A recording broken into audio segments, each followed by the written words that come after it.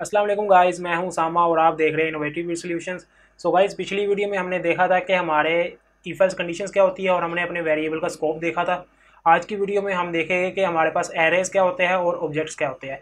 Arrays और object एक तरह से हमारी, जैसे हमने वेरिएबल बनाए थे ना, उसी तरह यहाँ पर इसके अंदर भी हमारी वैल्यूज़ वगैरह स्टोर होती है, लेकिन ना इसके अंदर वैल्यू स्टोर करने का तरीका थोड़ा सा डिफरेंट है आपका। जैसे आप अगर वेरिएबल की एग्जांपल लो तो वेरिएबल के अंदर आप सिर्फ एक ही वैल्यू स्टोर कर सकते हैं। अगर आप उसके अंदर 43 करना चाहते थे तो सिर्फ 43 होता था। अगर आप नेक्स्ट वैल्यू स्टोर करना चाहते थे ना, कोई और वैल्यू, तो उसके लिए आपको एक नया वेरिएबल बनाना पड़ता था। लेकिन एरे के अंदर आप मल्टीपल वैल्यूज़ वगैरह स्टोर करवा सकते हो, और ऑब्जेक्ट के अंदर भी यही सीन है यहाँ पर, लेकिन थोड़ा सा डिफरेंस है यहाँ पर दोनों में। तो आज की वीडियो में हम यही चीज़ें देखेंगे, इन दोनों के टॉपिक्स को हम कवर करेंगे। तो स्टार्ट करते हैं अपनी वीडियो।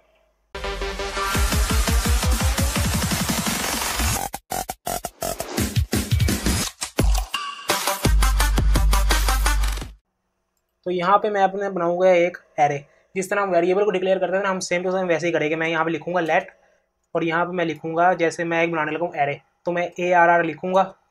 और यहाँ पे अब एरे हम बनाएंगे यानी कि अपनी स्क्वायर ब्रैकेट से। आप स्क्वायर ब्रैकेट लगाओगे, इसके अंदर आप मल्टीपल वैल्यूज़ दे सकते हो। आपने कोई वेरिएबल बनाना होता था तो आप किस तरह करते थे, इसके अंदर आप आगे कोई ना कोई इंटीजर वैल्यू देते थे, या आप कोई स्ट्रिंग देते थे, या फिर बूलियन या कोई और डाटा टाइप्स की कोई वैल्यू देकर अपना वेरिएबल बना लेते थे। लेकिन अगर आपने बनाना एरे तो आप इस तरह नहीं करोगे, आप यहाँ पे लगाओगे एक स्क्वायर ब्रैकेट। ठीक है। अब इसके अंदर आप कोई भी वैल्यू दे सकते हो। इसके अंदर मैं दे दूँ 23, और आपने अगर अपनी वैल्यूज़ को करना है सेपरेट तो आप यहाँ पे लगाओगे कोमा, उसके बाद आप नेक्स्ट वैल्यू दे देते हो 34। तो ये आपका एक बन गया एरे।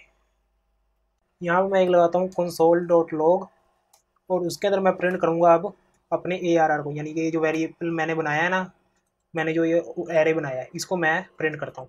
ARR लिखता हूँ, और यहाँ पे जाके जब मैं इसको चेक करूँगा ना अपने कंसोल में, तो ये देखो आपके पास यहाँ पे आ गया है।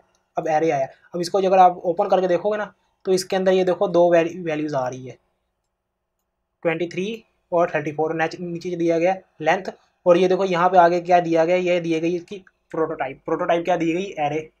तो ये यहाँ पे ये जो 0 1 आ रहा है ना, ये इसका इंडेक्स है पूरा। जिस तरह हमने स्ट्रिंग जब पढ़ी थी तो उसमें मैंने आपको बताया था कि आप अपनी स्ट्रिंग की स्लाइसिंग अपने इंडेक्स के मुताबिक कर सकते हो। तो एरे में भी हम स्ट्रिंग का यूज़ करते हैं, हमारी वो इंडेक्स का यूज़ करते हैं। इंडेक्स हमारी किससे स्टार्ट होती है, 0 से। तो ये देखो पहली जो हमारी वैल्यू वो 0 पे पड़ी हुई है, दूसरी वैल्यू किस पे पड़ी हुई है, 1 पे। तो एरे को के अंदर जो हम एलिमेंट्स होते हैं ना, इसको हम सेपरेट करते हैं कोमा से।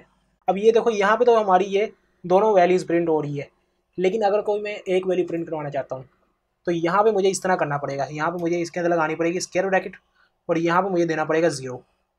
अब ये ना सिर्फ ये 0 वाली वैल्यू को प्रिंट करेगा। इसको मैं रिफ्रेश करता हूँ, इसके बाद एक बार फिर, तो ये देखो हमारे पास आ गया है 23। अगर मैं 1 वाली वैल्यू चाहता हूँ तो यहाँ पे मैं जैसे ही 1 कर दूंगा तो मेरे पास 1 वाली वैल्यू आ जाएगी। तो ये देखो यहाँ पे हमारे पास 1 वाली वैल्यू आ गई है।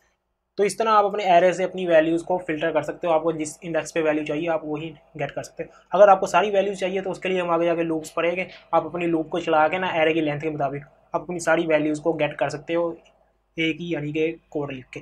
तो ये तो हो गया एरे। अब एरे के अंदर आप डिफरेंट डाटा टाइप्स एक ही साथ लिख सकते हो। जैसे अब मैंने पहले लिखी है इंटीजर यानी कि नंबर, दूसरा भी नंबर है, तीसरा यहाँ पर मैं लिख देता हूँ स्ट्रिंग। स्ट्रिंग में जैसे मैं लिख देता हूँ वैल्यू, फिर इसके अंदर मैं अपनी बूलियन वैल्यू भी दे सकता हूँ। यहाँ मैं कोमा लगाऊंगा, यहाँ मैं दे देता हूँ ट्रू। ठीक है, ट्रू दे दिया।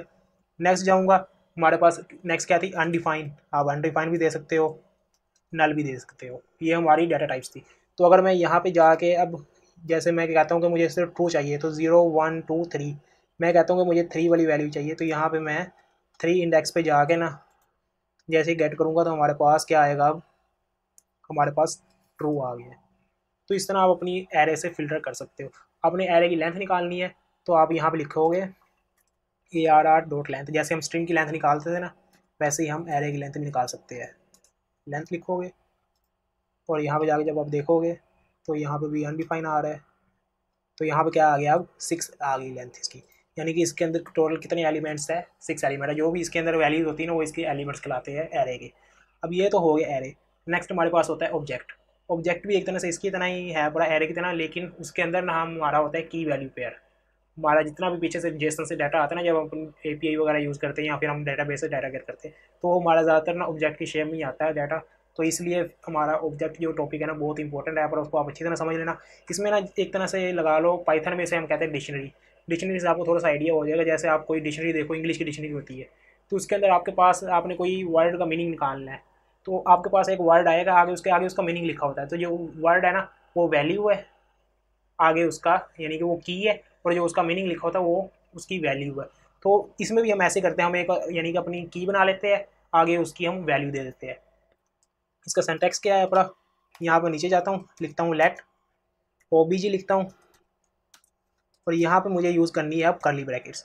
एरे के लिए हमने यूज़ की थी स्क्वायर ब्रैकेट, इसके लिए हम यूज़ करेंगे करली ब्रैकेट्स। अब यहाँ पे मैं एक बनाता हूँ स्ट्रिंग। हम यानी कि जो भी हम वो बनाएंगे ना अपनी की, वो हमें स्ट्रिंग में बनानी होती है। जैसे मैं यहाँ पे लिखता हूँ फर्स्ट नेम, यानी कि अब मैं समझ लो कि एक फॉर्म का डाटा मैं लेके आया हूँ यहाँ पे। जैसे हम फॉर्म बनाते हैं ना, स्टूडेंट फॉर्म हो गया, कोई भी फॉर्म होगा, उसका मैं डाटा लेके आऊँ। फर्स्ट नेम में यहाँ पे मैं दे दूँगा उसामा। अब ये देखो हमने बीच में यहाँ पे ये कोलन का यूज़ किया है, तो आप कोलन का यूज़ करोगे। उसके बाद आप यहाँ से इसको सेपरेट करने के लिए जैसे कोमा यूज़ करते थे ना हमने एरे में, वैसे ही हम कोमा यूज़ करेंगे। फर्स्ट नेम हो गया, एल नेम करूँगा यानी कि लास्ट नेम, इसको मुझे देना है किसके अंदर, स्ट्रिंग के अंदर, एल नेम। और यहाँ पे मैं देता हूँ फिर आगे हनीफ। अब जाके अगर मैं इसके अंदर ये ऑब्जेक्ट को प्रिंट करवाता हूँ, पूरे के पूरे ऑब्जेक्ट को ही, जैसे मैंने आपको एरे को प्रिंट करके दिखाया था, तो यहाँ पे मैं अगर जाके इसको अब चेक करूँ तो ये देखो आपके पास क्या आ रहा है, आपके पास अब ऑब्जेक्ट बना हुआ आ गया है। इसके आगे अब देखो पहले यहाँ पे आ रहा था इंडेक्स, अब आपका यहाँ पे आ रहा है की आ रही है, ये उसकी वैल्यू है। आप जब भी अपने किसी वैल्यू को यानी कि एलिमेंट को एक्सेस करना है ना, तो आप यहाँ से उसकी की लिखोगे, आपको इसका रिजल्ट मिल जाएगा। आपको करके दिखाता हूँ किस तरह। आप यहाँ पे जाओगे, आप वैसे स्क्वायर ब्रैकेट लगाओगे, इसके आगे मैं लिखता हूँ एल नेम। अब देखना आपके पास क्या रिजल्ट रहता है। आपके पास क्या आ गया, हनीफ। अगर आप यहाँ पे लिखते हो एफ नेम, तो आपके पास आ जाएगा उसामा।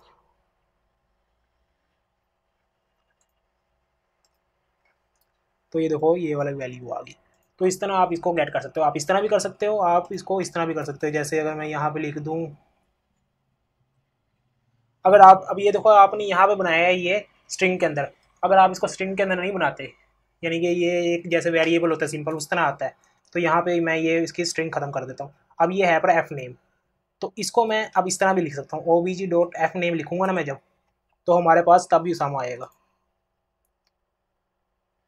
ठीक है, तो ज़रूरी नहीं है कि आपने इसको जो की बना रहे हो वही आप स्ट्रिंग में बनानी है, लेकिन जो आप आगे वैल्यू दे रहे हो ना वो आपने स्ट्रिंग में देनी है, या फिर आपने इंटीजर में देनी है, बूलियन वैल्यू देनी है, अनडिफाइंड देनी, नल देनी है। उसके लिए वो डाटा टाइप्स यानी कि काम कर यानी कि लागू है बोली कि हमने वही डाटा टाइप्स रखनी है। लेकिन आप जो की बना रहे हो वो आप स्ट्रिंग में भी दे सकते हो, स्ट्रिंग के बगैर भी दे सकते हो। अगर आपने अपने वेरिएबल को वैल्यू को इस तरह एक्सेस करना है, तो आप फिर उसको यानी कि स्ट्रिंग के अंदर नहीं डालोगे। लेकिन अगर आप स्ट्रिंग के अंदर भी डालते हो, फिर आप उसको स्केयर के जरिए, स्केयर ब्रैकेट के जरिए उसको गेट कर सकते हो। तो आपको मैंने ये दो तरीके बता दिए कि आप अपने इसको यानी कि ऑब्जेक्ट को किस तरह गेट कर सकते हो। तो यही आज की टॉपिक हमारा इन दो यानी कि चीज़ों पे था कि हमारा एरे क्या होता है, हमारा ऑब्जेक्ट क्या होता है। आगे चल के हमने लूप्स पढ़नी थी, इसलिए मैंने आपको बता दिया कि आपका एरे और ऑब्जेक्ट बहुत इंपॉर्टेंट है। लूप्स में बहुत ज़्यादा यूज़ होता है, क्योंकि अगर हमने इसके अंदर जितने भी जैसे ऑब्जेक्ट के अंदर हमारे पास पूरा फॉर्म का डाटा आ रहा है, हमने सारा का सारा डाटा गेट करना है, तो हम इसको लूप के अंदर चला देंगे। लूप का मैं आपको बताऊंगा किस तरह यूज़ होती है लूप, सब फिर आपको थोड़ा सा क्लियर हो जाएगा। अगर आपने डायरेक्ट कोई प्रोग्रामिंग लैंग्वेज वगैरह पढ़ी है तो आपको आइडिया होगा। बाकी अगर नहीं पढ़ी तो इस वीडियो में आपको पता चल जाएगा जो आपके लिए अगली वीडियो आएगी।